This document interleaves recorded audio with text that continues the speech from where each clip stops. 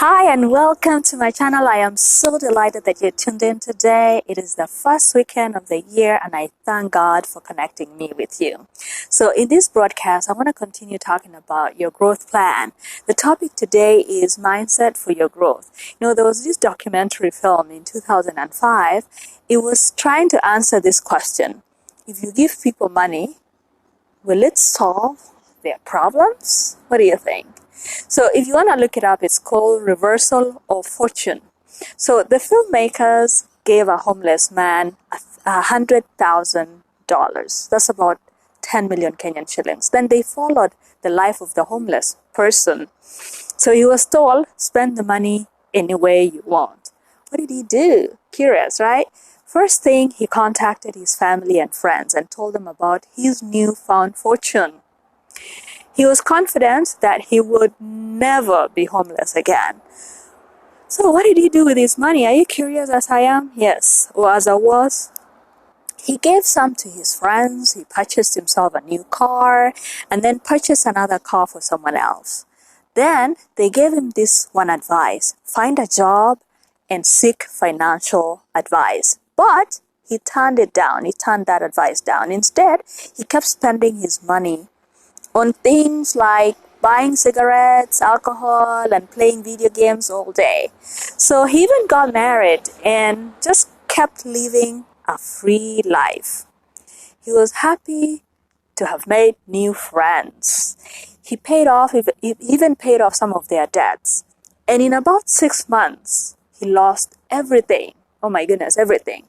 So no incoming money, and eventually he became homeless again. So he said, I felt worse off than before. So it turns out giving people money, a lot of it, does not solve the problem. In the end, money won't hide the failings of our character. It does not automatically change our mindset.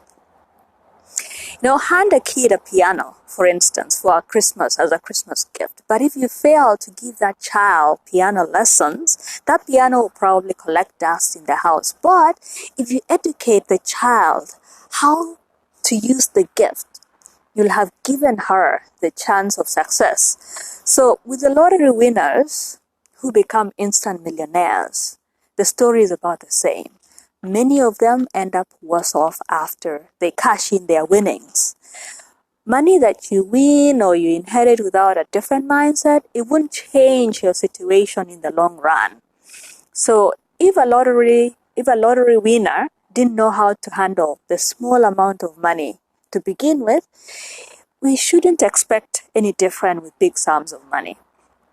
I read about one lottery winner who lost everything. And because he was so filled with so much remorse, he killed himself. That was crazy. So change your mindset and change everything. The lens in which you view yourself and the lens in which you view the world is very important. Your mindset plays a dramatic and a deciding role in your health, in your wealth, and in your well-being. Most people that I know who are well off financially, they don't show it. They don't wear expensive jewelry or drive the most expensive cars as a way to expose their wealth. They don't. The classic example is Warren Buffett, who eats a $3 breakfast meal almost every day. Bill Gates, if you look at his hair, it's a cheap haircut for a wealthy person. So don't be surprised on how many people are just like that. Why? Because of their mindset. They don't want to attract all the phony people who are only after their money. They understand the value of money. So this coming year and this year and the coming years, commit to being financially educated. So when you're given or when you earn a big raise or when you inherit a big amount of money, you'll become the best steward for it. Prepare your mindset for the blessing that will arrive. It is with the mind that we serve God. No wonder the scripture says that put on the helmet of salvation. It is to protect your head. If there is any fight to overcome, know that your biggest obstacle you will ever face in my opinion, is your mindset. Here's the good news though. It is not set in stone. So you can choose to expand it by exposing yourself to growth. Develop a growth mindset. The strongest chains are the ones that you self-impose, the limitations that you tell yourself. If you can defeat the enemy within, the enemy outside cannot defeat you. I read about a story of two fishermen. They were fishing in a lake, and one of them noticed that the other fisherman is always throwing the big fish back to the lake. But he kept the little ones. So he just had to ask and asked him, hey, I see that you keep throwing the big fish back to the lake, but you're keeping the small ones. Can I ask you why? To which he responded by saying, because I have a small frying pan. Oh my goodness. How big is your frying pan? Have you been conditioned to think that you only deserve of little fish? Are you passing over opportunities because you believe they don't belong to you?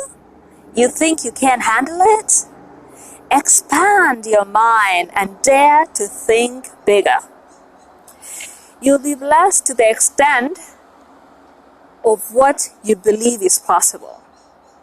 You will see an increase, but it won't last if you're stuck in your old ways of thinking.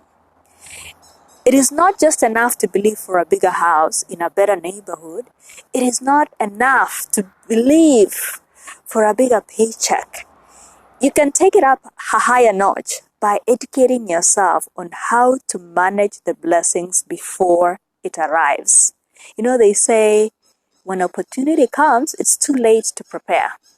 So if your mind has been conditioned to accept and expect a certain amount of money in your account, I guarantee you, your behavior will find a way to deplete the account to a place where you're comfortable, no matter how high it grows. So grow your mind first. Here's how to test whether you're growing or not. If it doesn't challenge you, it won't grow you.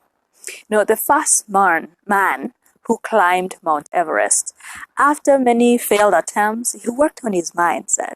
So he'd put a picture on his wall of Mount Everest, and then he would point at it and say and talk to it, Mount Everest, you defeated me the first time, but this time you're not gonna. Why? Because you have grown as much as you can, but I'm still growing.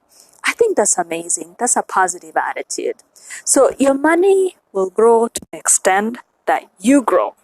Your problem-solving habits will grow to the extent that you grow. So if you have a pastor, for instance, who has the capacity to manage 100 people, and you give that pastor 1,000 people, that pastor will lose 900. And if they have the capacity to lead 1,000 people, and you give them 100, that pastor will gain 900. So to whom much is given, much is required. Jim Rohn said it best. If you want to have more, you have to become more. Because success is something that you attract by the person that you become. So in this year, plan to become more. I want to thank you so much for watching this today. Please click on the link below and subscribe to my YouTube channel. And I look forward to seeing you again next time. Thank you. Have a wonderful week. God bless you.